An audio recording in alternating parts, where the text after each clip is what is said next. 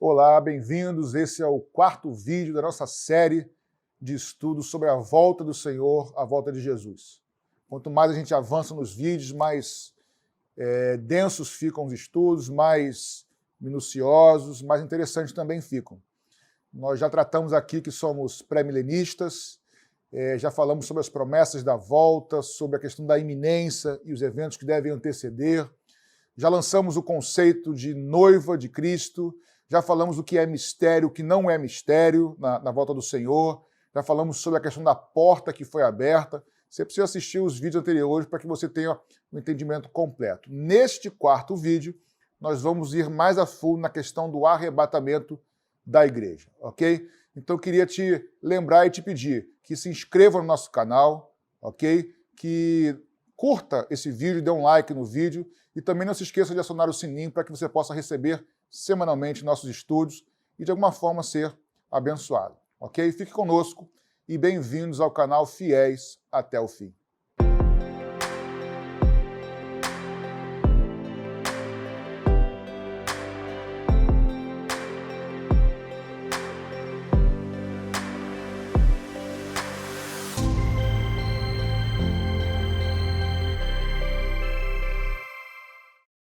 Para iniciarmos esse nosso quarto vídeo, eu queria ler com você dois textos que são os textos mais conhecidos sobre o arrebatamento, que vai aparecer agora na sua tela, ok? O primeiro deles é a primeira carta de Paulo aos Tessalonicenses, capítulo 4, que diz assim a partir do verso 13. Não queremos, porém, irmãos, que sejais ignorantes acerca dos que já dormem, para que não vos entristeçais como os outros que não têm esperança. Porque se cremos que Jesus morreu e ressurgiu, assim também aos que dormem, Deus, mediante Jesus, os tornará a trazer juntamente com ele.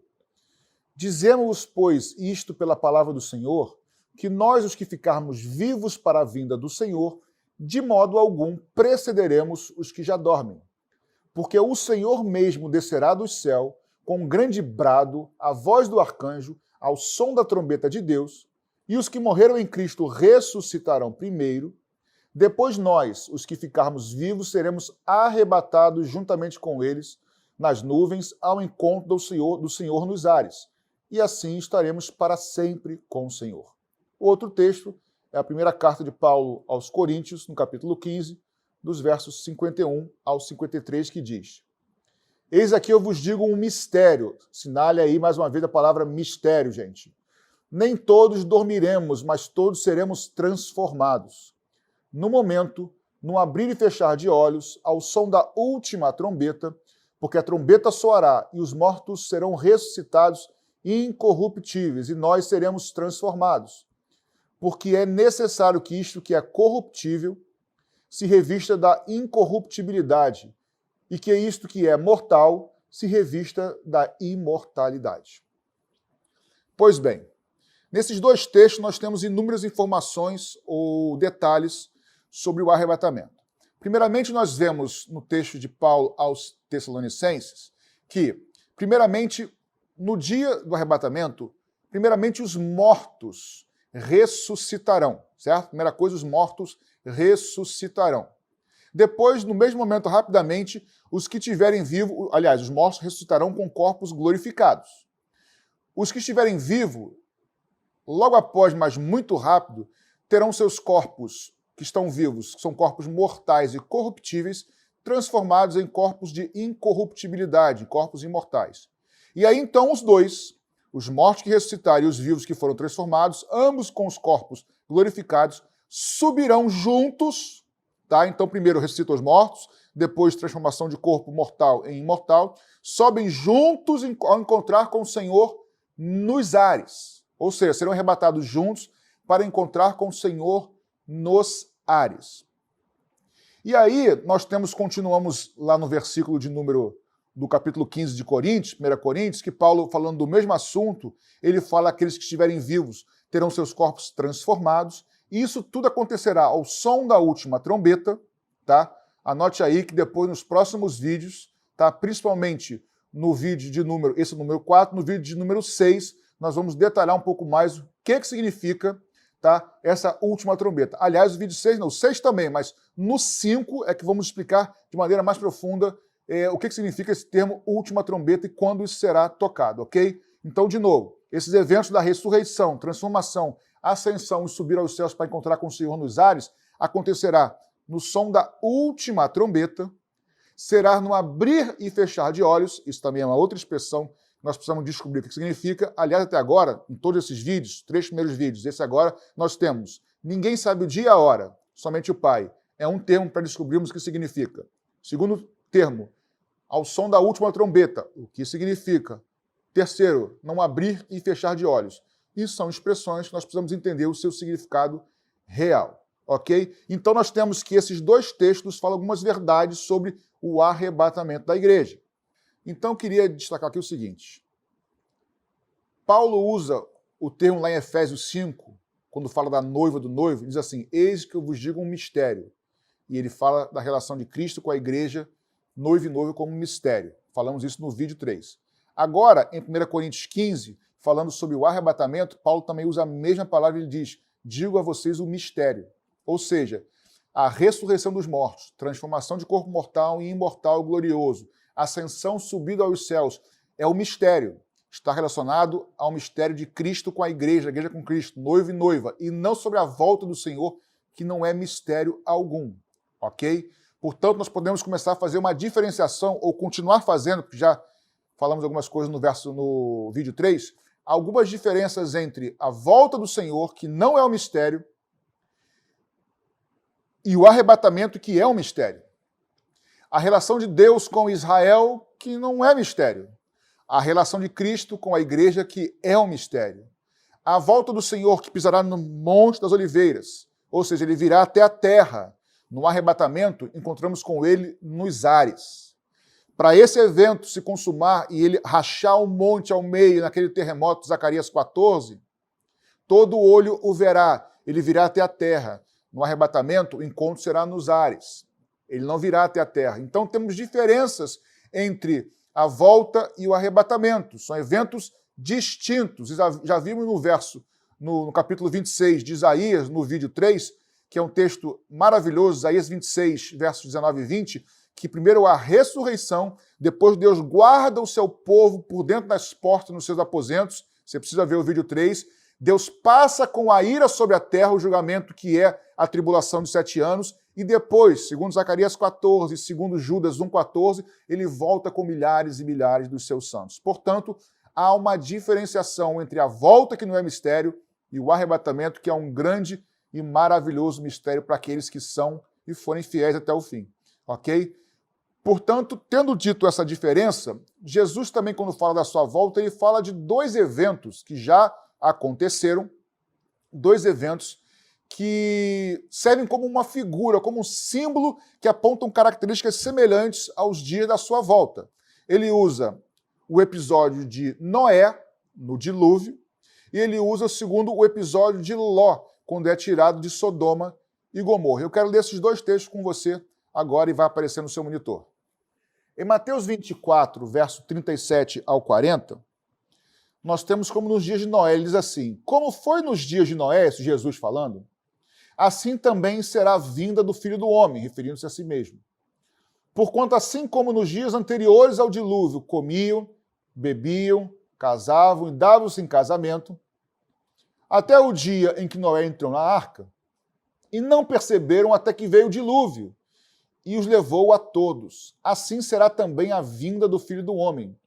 Então, estando 2 no campo, será levado um e deixado outro. E agora, em Lucas 17, 28 a 30, nós temos a comparação dos dias de Ló. Jesus também diz, como também da mesma maneira aconteceu nos dias de Ló, comiam, bebiam, compravam, vendiam, plantavam e edificavam. Mas no dia em que Ló saiu de Sodoma, choveu do céu fogo e enxofre e os consumiu a todos. Assim será no dia em que o Filho do Homem há de se manifestar. Portanto, esses 2 exemplos que Jesus nos dá, têm algumas semelhanças com os dias da sua vinda. O que nós temos de comum? Que ela foi avisada e não deram crédito em ambas as situações. As vindas foram avisadas, vamos destruir, não houve atenção ao aviso de Deus. Pois bem, as mesmas coisas acontecem agora. O Senhor está avisando que próxima está a vinda dele, e muitos no mundo e até dentro da igreja não estão dando devido valor, a devida atenção. Agora, o que eu queria salientar aqui é o seguinte: no caso de Noé, a ira aconteceu fora, enquanto Noé estava preservado dentro da arca. E sabemos que a arca é Cristo. Ou seja, Noé foi livre da ira, foi livre do juízo, foi livre das catástrofes externas que aconteciam no mundo. Não é que ele sobreviveu no meio estava fora, estava dentro da arca, fora do problema. Alguns vão dizer, mas então a igreja vai passar pela tribulação e Deus vai guardar. Bem, isso não é bíblico, por dois motivos. Primeiro, que eu estou mostrando que a igreja não passará pela tribulação. Isso começa a dizer a partir do vídeo 2, 3 e agora, e vou continuar afirmando, cada vez mais biblicamente, mais de forma completa. Mas não é só isso, porque os textos bíblicos não dizem igreja, dizem santos, que durante a tribulação o anticristo terá autoridade sobre os santos. E muitos morrerão como mártires, sendo decapitados. Então Deus não vai livrar os santos na tribulação. Os textos de promessa que lemos no vídeo 3, Deus nos livrará do período da ira, do tempo da tentação que é de vir sobre todo mundo. Então Noé estava guardado dentro enquanto a ira foi fora. No caso de Ló, o anjo diz assim para Ló: sai logo, ô Ló, porque eu não posso vir com a ira enquanto você não tiver saído ainda da cidade, de Sodoma e Gomorra. Então os anjos apressam Ló e retiram Ló. Quando ele sai é que o juízo acontece na cidade. Ou seja, se Noé o juízo é fora e eles estão dentro, no caso de Sodoma e Gomorra, o juízo é na cidade e eles são retirados. Eles não participam daquilo. Ok? São duas evidências, dois exemplos bíblicos de que aqueles que Deus tem para preservar serão preservados no dia da ira de Deus que há de vir sobre todo mundo e sobre toda a terra. Ok? A pergunta que eu queria fazer agora é o seguinte: você já ouviu dizerem que o arrebatamento será secreto? Eu já ouvi, cresci ouvindo isso na igreja. E a pergunta que eu faço é: será que será secreto mesmo? Será que ninguém verá esse arrebatamento? Para isso, eu sei que isso interfere muito na teologia, mas estamos estudando sobre o assunto e eu queria pensar um pouquinho com você rapidamente sobre isso, porque nós temos alguns exemplos de arrebatamentos na Bíblia. Por exemplo, nós temos o episódio de Enoque, em Gênesis capítulo 5. O texto bíblico diz que Enoque andou com Deus e, portanto, Deus o tomou para si. Bem, como é que o autor sabe que Deus tomou Enoque para si? Nós temos duas possibilidades. A primeira, e o texto ele é escrito posteriormente, muito tempo depois do episódio. Então, duas possibilidades. A primeira, ele teve uma revelação de Deus anos depois, muito depois. Viveu um cara chamado Enoque que desapareceu, mas na verdade ele foi tomado por Deus. É possível? É possível. Não estou afirmando que não, mas é possível. Só que o mais óbvio, o mais lógico na teologia, chama-se a tradição oral, em que a história foi passada de uma pessoa para outra. Então, o provável, não estou afirmando, o provável é que esse tomar de Deus, ou tomar o Enoque, quando Deus tomou para si, quando ele passou a não mais estar na terra, isso foi presenciado por alguém. Alguém testemunhou isso, e o testemunho transformou-se em tradição oral e foi passado até o autor bíblico. Então, repito, eu não estou afirmando, mas provavelmente, o arrebatamento, ou Enoque ter sido levado por Deus, não foi secreto. Tá? Depois nós temos o episódio do profeta Elias, que está no segundo livro de Reis, no capítulo 2, onde Elias ele é levado numa carruagem de fogo para o Senhor. Na verdade, ele foi arrebatado da terra para o céu, só muda o nome. E ali, mais uma vez, ele não é levado de maneira secreta, né? Ele é visto pelos seus discípulos, por Eliseu, subindo. Então, mais um exemplo de arrebatamento que não é secreto. Nós temos em Apocalipse, se eu não me engano, capítulo 11, onde um evento que ainda não aconteceu, mas vai acontecer durante a tribulação, em que o anticristo vai prevalecer sobre as duas testemunhas, elas vão morrer, e depois de um certo tempo vão ressuscitar, o mundo inteiro vai ver isso aí, e elas vão subir aos céus, e o texto diz, vão subir aos céus por entre as nuvens, e todo mundo verá. Ou seja, eu tenho Enoque, que provavelmente todo mundo viu, que estava perto, né, obviamente. Nós temos Elias, que a gente estava próximo, viu. Nós temos as duas testemunhas que o mundo inteiro verá por causa da tecnologia, da internet, das lives, enfim, todo mundo vai ver. E por último, mas já aconteceu, o relato de Atos 1, que tem nos evangelhos, a ressurreição de Jesus. Após ressuscitar, ele passou 40 dias na terra e subiu aos céus. Capítulo 1 de Atos, quando Jesus sobe aos céus, os seus discípulos olham para o alto, o texto diz, mais uma vez, que ele sobe até que ele se perde nas nuvens e passa pelas nuvens. Os seus discípulos veem Jesus subindo, quem estava perto observou e viu ele subindo com o corpo. E os anjos falam assim, por que vocês olham para o alto, varões galileus? Porque da mesma forma que vocês estão vendo ele subindo, da mesma forma ele será visto voltando.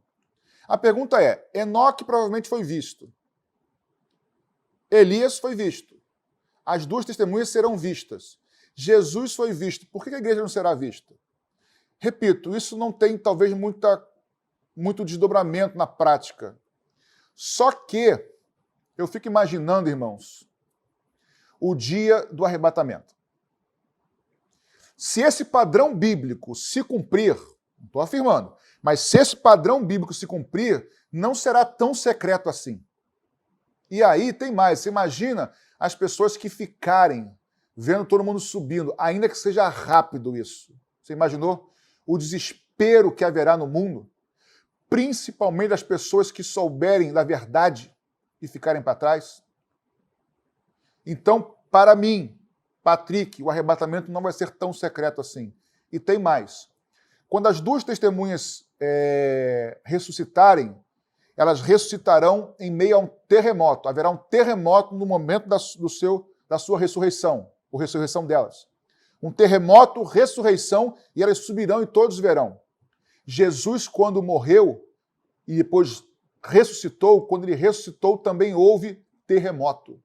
Se seguir o padrão bíblico me diz que quando houver a ressurreição de 1 Tessalonicenses capítulo 4, ou de 1 Coríntios capítulo 15, como lemos agora nesse vídeo, a ressurreição dos mortos, depois de nós tivermos nosso corpo glorificado, será no meio a um terremoto. Então imagina a cena, terremoto no mundo inteiro, os mortos ressuscitam, nós somos transformados e subimos aos céus. Imagina a cara de quem ficar.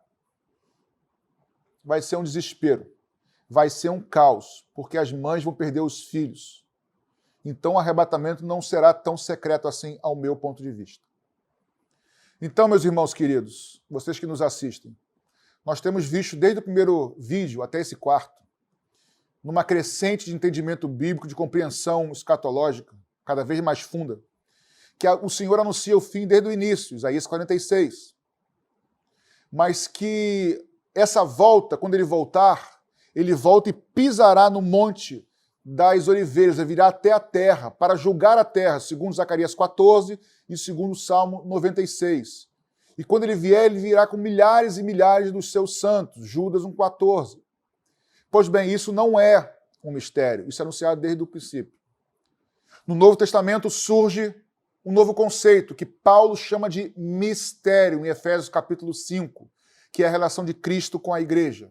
Em 1 Coríntios 15, Paulo também fala que é um mistério, esse momento do arrebatamento, onde os mortos ressuscitarão e nós que estivermos vivos seremos transformados em corpos gloriosos. Também chama de mistério. Ou seja, a volta não é um mistério, mas o arrebatamento é um mistério. Já vimos que o Senhor guardou Noé, que o Senhor guardou Ló, tanto no dilúvio quanto Sodoma e Gomorra, que são exemplos da volta do Senhor.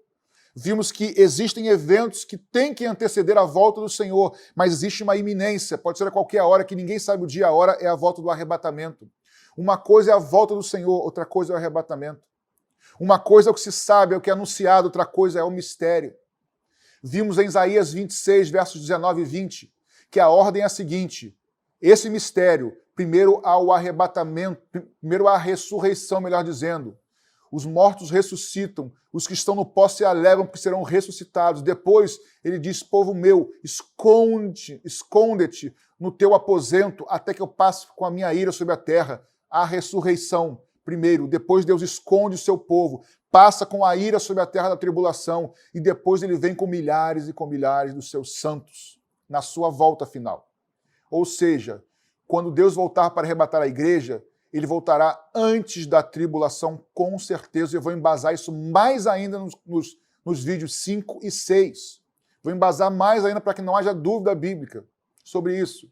Então ele volta antes da tribulação. Aliás, ele está muito próximo de voltar e nós precisamos ser fiéis até o fim. Ele volta, a ressurreição arrebata a sua igreja. Nós entramos pela porta, lembra? Porta da graça, quem viu o vídeo 3, porta da graça, porta do casamento, porta das bodas, porta do arrebatamento, que em breve vai se fechar. Portanto, meus irmãos queridos, a minha palavra final nesse vídeo 4 é: você e eu precisamos estar prontos, porque em breve essa porta vai fechar. E eu quero tanto, já entrei pela porta da graça e quero me sustentar nela, no caminho do Senhor, porque vai valer a pena quando nós entrarmos por essa porta. Do outro lado, não haverá mais sofrimento, não haverá mais lágrima, não haverá mais tristeza. Será um dia maravilhoso, será a coroação da igreja, da minha vida e da sua vida. Será o casamento da noiva com o noivo. Eu queria te encorajar a assistir os vídeos anteriores, se você não assistiu, para que você tenha um completo entendimento bíblico.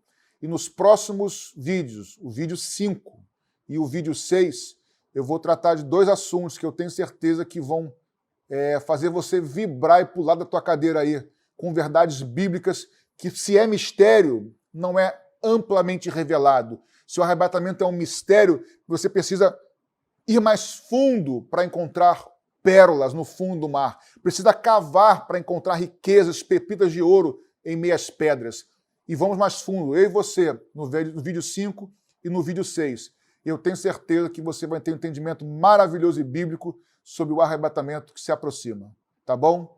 Não deixe de se inscrever no nosso canal, não deixe de acionar o seu sininho e de curtir, dar um like nesse e nos outros vídeos nossos. Tá bom? Mais uma vez, sem medo de ser repetitivo, não importa muito se você é pré ou pós-tribulacionista.